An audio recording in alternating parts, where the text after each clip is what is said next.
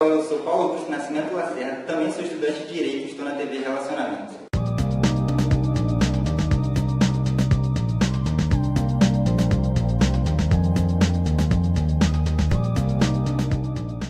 Olá, internautas, iniciamos mais um programa Você é Top. E hoje eu tenho a honra de ter um papo com um ator daqueles bons mesmo. Nando Cunha, muito obrigado, viu, pela tua presença aqui. Kendi, eu que agradeço. Primeiro, obrigado pelo Obrigado a você. grande ator. Sem dúvida. Você que está em casa assistindo, muito obrigado pela atenção e pela gentileza de nos assistir. Estou à disposição. Pode mandar a pergunta que a gente... Nando, fala um pouquinho para os nossos internautas onde você nasceu e que momento da sua vida que você resolveu a parte artística. Porque muitas vezes, quando a pessoa é tímida, quando o garoto tem que trabalhar algumas coisas para ficar depois um ator. Eu queria que você comentasse um pouco, porque muitas vezes o pessoal fala, já nasceu artista, já nasceu ganhando cachê, já nasceu, né? Então, ainda é bem assim, né? Bom, eu tenho 54 anos, eu nasci em São Paulo, filho de arquitetos, na verdade a parte artística já veio na família, né? Meu avô, por parte de pai, o pai do meu pai, ele era maestro. Legal. De música clássica, enfim, tocava todos os instrumentos, mestre em xadrez também. Meu pai já era pianista, quando eu nasci, já sempre teve piano em casa. E era arquiteto. Arquiteto. Interessante. Meu pai, acabou, inclusive faleceu há um mês atrás. Puxa.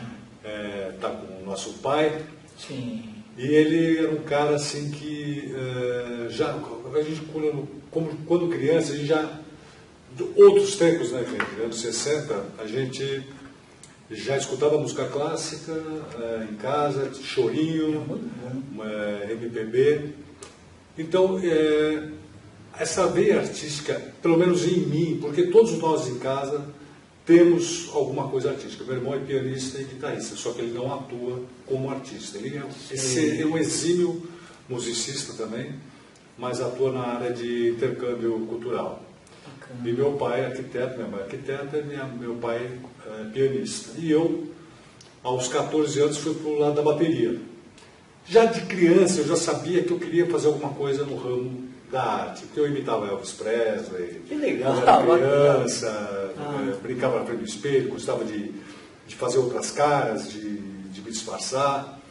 E aos 14 anos veio a veia musical para a minha vida. Eu achei que eu ia ser músico, que eu ia ser baterista. Toquei até meus 21 anos. Você tinha em casa? Tinha legal. Tive banda, toquei na noite. Os vizinhos não reclamavam, não? Graças a Deus não, porque o lugar onde a gente morava era mais desertão, era o começo do Morumbi, ali atrás do Paineiras. Se fosse apartamento, ia ser complicado, né? Não. Tá. Tanto é que hoje eu tenho a minha casa, mas não, eu tenho bateria que dá para escutar no fone de ouvido para não atrapalhar os vizinhos. Né? Hoje aquilo que eu falo, hoje eu não sou um baterista, eu sei tocar bateria, é diferente. Né? E na época, toquei na noite e tal, até que minha mãe faleceu quando eu tinha 21 anos. E foi um divisor de águas em casa e andando na rua me convidaram para ser modelo. Né? Você não quer ser modelo, tal, não sei o quê. Eu fui assim por curiosidade e aquilo acabou tomando um rumo em que rádio, televisão, hoje são 35 anos. Né? De muita coisa, uma história muito grande, muita coisa. Graças a Deus. Que legal. E a timidez então nunca foi um problema para você? Você sabe o que é engraçado? Que eu estava conversando isso com uma amiga, que ela é psicóloga, inclusive, que é assim, eu sempre fui muito extrovertido, né? Na escola eu era um terror, né? Bagunceiro. Na educação física e educação artística era 10. Português, 10, que eu sabia ler bem. Mas o resto, os professores ficavam loucos, né? E engraçado que eu tinha essa extroversão para brincar, para ser o palhação da turma, etc., mais tímido com as mulheres. Né? Aquela coisa de chegar na garota, da paquera. Dava um frio na barriga? Sempre dava, até hoje. Mas pro lado da arte não, é uma coisa que eu acho que me ajudou muito. Né? Você se abrir mais, você começar a estudar outras culturas, outras formas de ser. Inclusive, pela quantidade de personagens que eu já fiz na vida, é aquilo que eu falo, né? Se a gente não tiver uma outra vida, pelo menos nessa eu vivi várias, né? Então, é isso daí que é bacana. Estou satisfeito. E outra, te dá um equilíbrio também, né? Total, porque você enxerga, eu não sei se é uma coisa particular, mas eu acho que o artista em si ele enxerga a vida de uma forma diferente. Porque as pessoas às vezes não têm muita noção de que nós trabalhamos para as pessoas se divertirem. Inclusive falando de pandemia, que acho que ninguém aguenta mais, né, falar disso, mas enfim, na pandemia a população mundial dependeu dos artistas, né? Porque ficaram em casa, foram para o filme, foram para a novela, foram para a música, enfim, para o entretenimento, que é o nosso trabalho. Então, às vezes, os artistas, pelo menos no Brasil em si, o artista ele não é tão valorizado, né? Infelizmente. Existia, a gente está vendo aí que a Rede Globo está mandando todas as suas estrelas embora, e eles vão ter que se virar, que é o que acontece com a grande maioria dos atores, mesmo que eu já fiz novela na Globo, já fiz novela na SBT, já fiz novela na Record, e por mais que você trabalhe, você fala assim, eu acho que agora as coisas se assentam, não é sempre uma montanha, russa o tempo todo. A arte é muito delicada no Brasil, não é valorizado, não é respeitado. E tanto é que às vezes você é engraçado porque eu sou assim, eu sou um artista multimídia, né? Eu sou ator, eu sou jornalista, eu sou locutor, sou apresentador, sou músico. E aí quando você fala, se a pessoa fala, o que você faz? Eu falo, sou ator, tá, mas você trabalha com o quê? Então eles não... Mas ninguém te falou assim, você é ator, mas você trabalha também? Então você fala, eu sou ator. Eu falo, sou ator, a pessoa fala, tá tudo bem, mas você trabalha com o quê? Oi? Tá. E aí muda a figura quando você fala, não, eu sou jornalista. Ah, que legal, o que você já fez? Aí, é engraçado que é um só, você tem que no Brasil também ser ator sempre foi, no passado, mulher era prostituta. Né? É verdade. Ela tinha o registro aquele DRT era exatamente. O artista é considerado um vagabundo, né?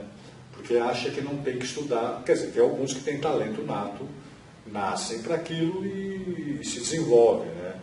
Eu tenho muita coisa que eu estudei, mas foi muito mais no autodidatismo mesmo, do seu feeling, do seu sentimento, que você cria o seu profissional, né? Então, acho que a gente eu pelo menos só estudei para ter o registro mesmo, porque o resto foi tudo autodidatismo, né? Feeling. Né? Legal. O que você teve alguma ansiedade em algum momento, assim, quando você é chamado para fazer novela, essas coisas, assim, te dá uma ansiedade, assim? Sim, você sabe, teatro mais. Teatro, né?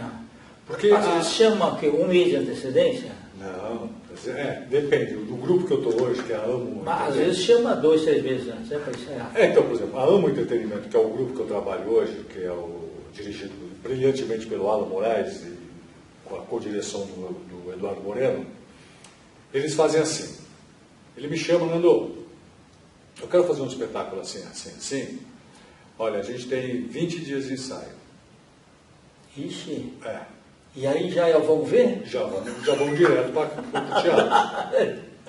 E como eu já conheço o trabalho dele, ele tem uma forma de trabalhar muito, muito interessante, diferenciada de outros diretores que eu trabalhei, que a gente vai lá e, claro que se você tem mais tempo para ensaiar, melhor, fica mais redondo.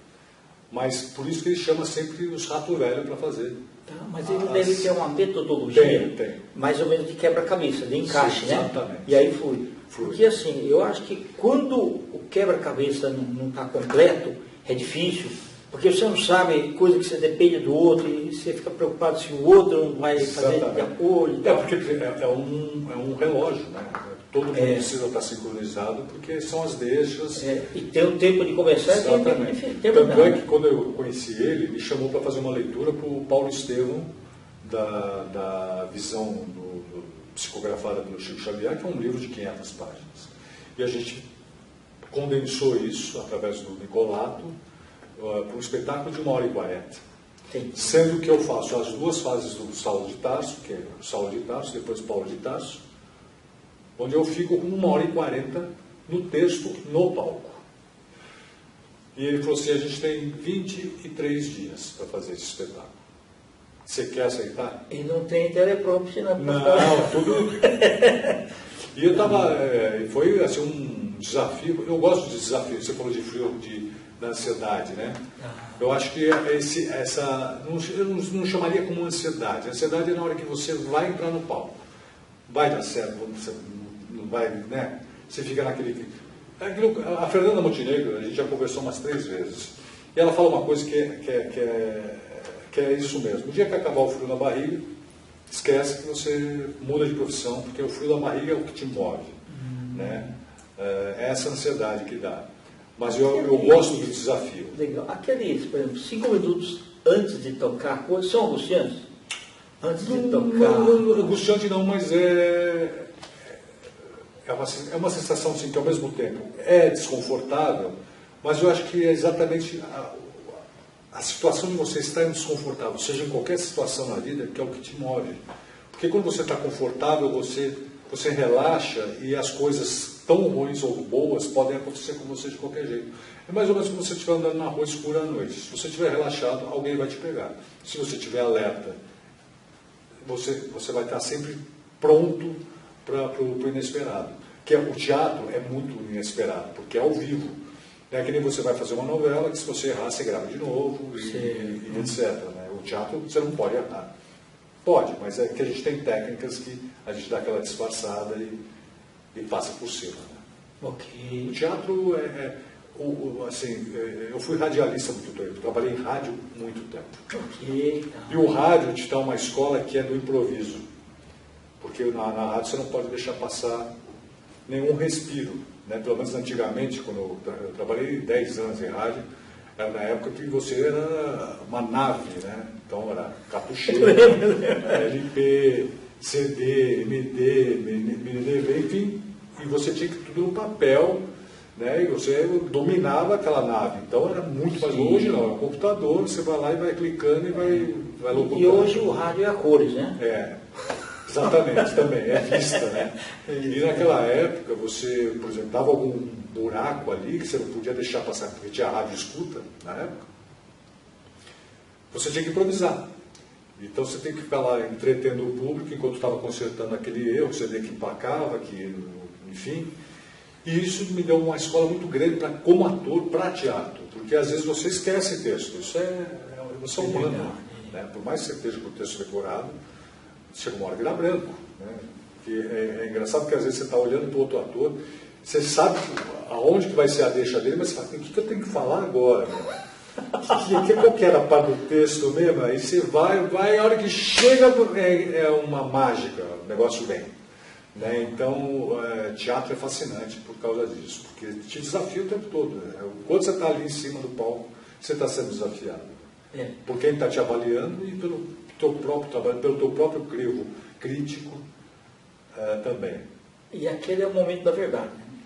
Total. Eu falo que nem todo ator de teatro faz TV e nem todo ator de TV faz teatro. É verdade. Né? São 2 coisas totalmente distintas. Então quando você que está aí querendo ser ator, primeiro, boa sorte. Precisa de muita sorte, mas dedique-se a estudar cada uma coisa separada. Não é porque você tirou um DRT num curso de teatro que você já é um ator, que você possa fazer TV, cinema. Pode, mas sempre vai ser meia boca. Você tem que se aprofundar mais, ler mais. Hoje ninguém lê mais, né? Infelizmente. Né? Eu sou um cara que eu adoro ler, eu gosto do livro. Né? Eu leio muita coisa na internet, mas eu gosto do livro, eu gosto da livraria, o cheiro do livro. Eu acho que te leva para outros lugares que não é esse nosso planeta tão complicado como está hoje. Né? Interessante. Olha, eu não sei se você concorda comigo, mas assim, o ser humano, o processo é engatinhar, andar e correr. E a gente aprende pela repetição. Sim. Né? Então, o teatro, eu vejo assim, é isso daí. Você não entra correndo. Você tem que fazer, engatinhar, andar e correr, até ficar bom. Porque primeiro, antes de você fazer o próprio personagem, você tem que estudar quem é esse cara. Por exemplo, quando eu fui fazer o Paulo de Tarso, você tem que saber os antecedentes dele, de onde veio a família dele, por que ele chegou ali, quem é esse cara? Sim. Porque todo mundo fala dele, mas ninguém sabe da história dele anterior, né? A família. Depois a mudança de nome também. Por que da mudança de nome? Quem deu essa mudança de nome? Toda essa mudança de valores, quer dizer, é outra pessoa. Né? E você sabe que é muito, tão louco, porque eu gosto de ler a Bíblia também. Não, claro, também por uma questão religiosa, mas por questões de que a gente vê que tá muita coisa que está escrita lá, que está acontecendo hoje mesmo. E fala, meu, é muito louco isso, né? Porque foi escrito há 2000 anos, na verdade, nesse decorrer desses 2000 anos depois de Cristo. E você começa a enxergar que todos nós, independente do tempo, todos passamos por uma história igual de Paulo de Tarso, quer dizer, nascemos de uma forma que alguma coisa acontece na vida que te torna mais humilde, né? Para que você tome uma outra direção e pense mais no ser humano, que é o que menos tem acontecido no planeta hoje. As pessoas não enxergam isso, de que estamos aqui para pensar no outro, que a gente está aqui é um conjunto, todo mundo no mesmo barco, e não cada um por si, você que se ferre, você que, enfim, está muito frio o planeta, né? Muita coisa errada acontecendo. Muito legal. Temos que mudar isso. Isso. Pelo menos.